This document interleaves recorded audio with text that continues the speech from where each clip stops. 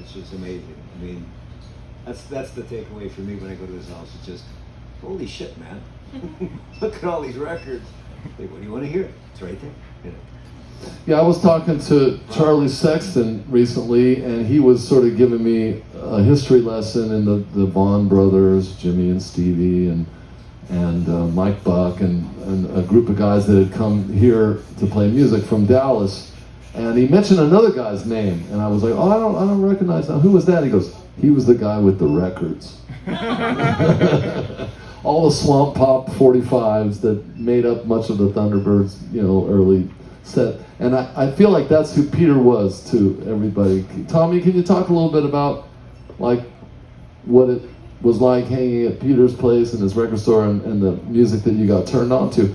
It was hard to find music back then. Yeah. You had to know somebody, Yeah, I mean, we would go sit there like all fucking day long and like and listen to everything they're playing and like watch soap operas on the TV and at noon and just different things like this. It became kind of a hang. I mean, you would literally spend a whole day there. You'd go across the street and grab or down the street and grab something from the vegetarian restaurant or whatever.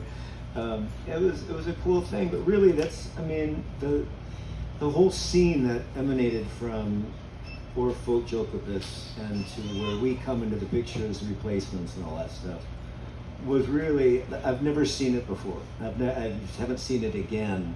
Minneapolis was a real melting pot of different styles of music, and I don't think any of it would have existed without Euphoric being there, because these guys, they all had rock in their sort of, in their main playlist, but all four of them really had kind of different angles. And so you get a little bit, a little pulling and pushing different, genres and thoughts and stuff in that. So you learn a lot walking in there today. Whether it's Peter playing something that he just stumbled across, or Terry Katzman, or, everyone had just a thing, and it was very energetic. Like it was important. Like they're talking about music and this record, and they're talking about it like it's important. It's like a history lesson right there about all this stuff. And it was, for me, little guy sitting in the corner, like there was a little, by the front window there was like a ledge that we all kind of sat on and read the paper and listen to music and get up and walk, sat in the store and stuff like this. Go to the Coke machine. Go to the Coke machine. Hey, Peter, you got a quarter? That kind of thing. And it was where it all came from for Minneapolis. And I talk about this a little bit with Minneapolis, is that, everyone is, how was Prince involved in all that? Well, he was there one way or the other. We never hung out or anything like that. But all those bands, Husker Du, Us, Suburbs, all these bands, they all had this thing that all kind of shot out from Euphoric Recall in a way. And it was a very important, important place for all of us. And these guys they all were so intensely into music. Like it always made me wonder, like, why he didn't play guitar or something. I mean, he loves music so much, but never, didn't pick that up, but really just loves playing fucking records, all day long. And that's important, I think. I think that's part of it.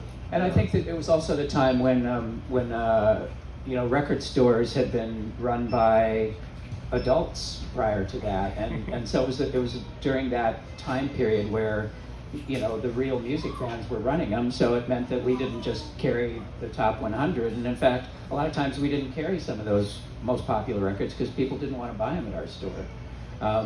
But I think that we just loved it so much. I mean, I think back to some of those things. Like I remember Dan and I, when the first 10cc album came out, we loved it so much that we actually one day we were standing on the counter holding the record up and telling everyone in the store, "You've got to buy this record before you leave." And people looking at us like we were fucking out of our minds. But we were just like, this is the record. That stuff worked, I think. Yeah.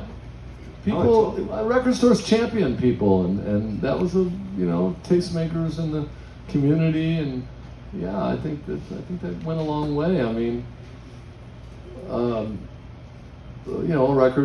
band like Big Star or whatever, Right. Jeez. It's so much different now. I mean, I can't. I kind of like these guys over here. These guys I've worked with the Freedom Rockets, a little band I'm playing with tonight in New York. I look at these guys and I wonder like, where did they get what I got from Peter? So I grew up. This is like my brother here, and like I learned everything from this guy, and everything from Captain Beefheart to deep Beatle cuts, and and around the circle. And when I wonder like the new kids, like your kid over here, like where are they going to get that if they don't have this record store and this guy here running it and all this all of this going on? That's a lost. It sounds a lost thing that's coming back.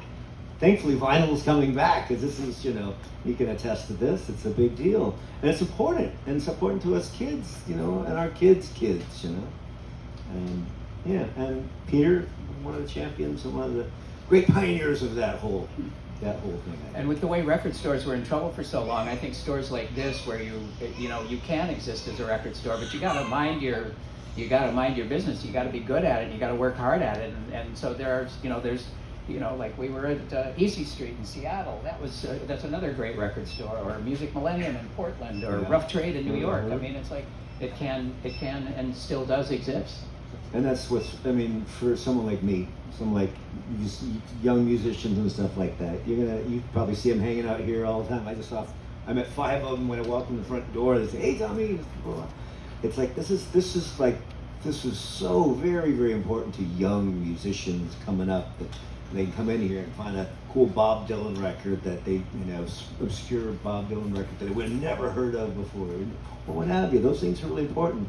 Peter turned me on to such incredible music, way outside of anything on pop radio, way outside of what was given on college radio. That it formed everything in my musical, knowledge, everything. Without it, I wouldn't be here. Yeah. So